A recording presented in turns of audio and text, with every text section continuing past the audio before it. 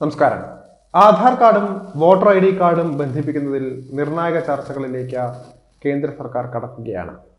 ആധാർ തിരിച്ചറിയൽ നമ്പറുകൾ voter ID കാർഡുകളുമായി ബന്ധിപ്പിക്കുന്നതിൽ March 18 ചൊവ്വാഴ്ച നിർണായക യോഗം ചേരുകയാണ്.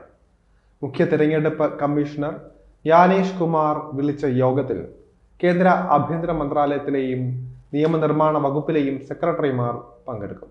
തിങ്കളാഴ്ച ചേരുന്ന യോഗത്തിൽ ആഭ്യന്തര സെക്രട്ടറി ഗോവിന്ദ് മോഹൻ, നിയമസഭാ വകുപ്പ് സെക്രട്ടറി രാജീവ് മണി, UIDAI സിഇഒയായ ഭുവനേഷ് കുമാർ എന്നിവരുമായി മുഖ്യ തെരഞ്ഞെടുപ്പ് കമ്മീഷൻ വിഷയം ചർച്ച നടത്തും.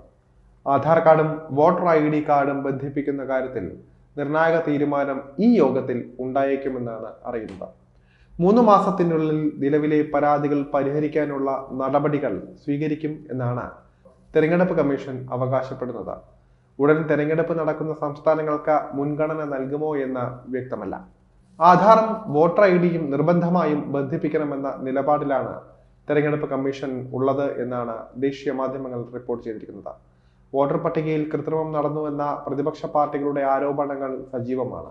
പല സംസ്ഥാനങ്ങളിലും വോട്ടർ നമ്പറിൽ ക്രമക്കേട് സംഭവിച്ചതായും ഇരട്ട വോട്ടർ ID നമ്പർ ആരോപണവും നിലനിൽക്കുന്ന സാഹചര്യത്തിലാണ് തെരഞ്ഞെടുപ്പ് കമ്മീഷൻ ഇത്തരമൊരു നീക്കം നടത്തുന്നത്. മാർച്ച് 4-5 തീയതികളിൽ എല്ലാ സംസ്ഥാനങ്ങളിലെയും കേന്ദ്ര ഭരണ പ്രദേശങ്ങളിലെയും മുഖ്യ തെരഞ്ഞെടുപ്പ് ഉദ്യോഗസ്ഥരോട് വോട്ടർ പട്ടിക ആധാരമായി ബന്ധിപ്പിക്കാനുള്ള എല്ലാ നീക്കവും നടത്തണമെന്ന് മുഖ്യ തെരഞ്ഞെടുപ്പ് കമ്മീഷണർ നിർദ്ദേശം നൽകിയിരുന്നു. മാർച്ച് 4-5 തീയതികളിൽ എല്ലാ സംസ്ഥാനങ്ങളിലെയും കേന്ദ്ര ഭരണ പ്രദേശങ്ങളിലെയും മുഖ്യ തെരഞ്ഞെടുപ്പ് ഉദ്യോഗസ്ഥരോട് വോട്ടർ പട്ടിക ആധാരമായി ബന്ധിപ്പിക്കാനുള്ള എല്ലാ നീക്കവും നടത്തണമെന്ന് മുഖ്യ തെരഞ്ഞെടുപ്പ് കമ്മീഷണർ നിർദ്ദേശം നൽകിയിരുന്നു.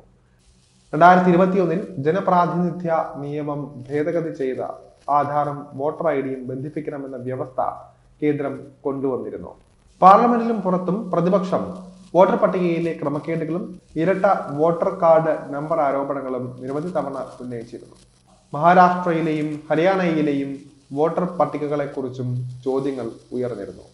വോട്ടർ പട്ടികയിലെ ക്രമക്കേട് മനസ്സിലാക്കിയിട്ടും തെരഞ്ഞെടുപ്പ് കമ്മീഷൻ BJPക്ക് അനുകൂലമായി പ്രവർത്തിക്കുന്നു എന്നാണ് ഒരു ആരോപണമായി പ്രതിപക്ഷം നടത്തിയിരുന്നത്.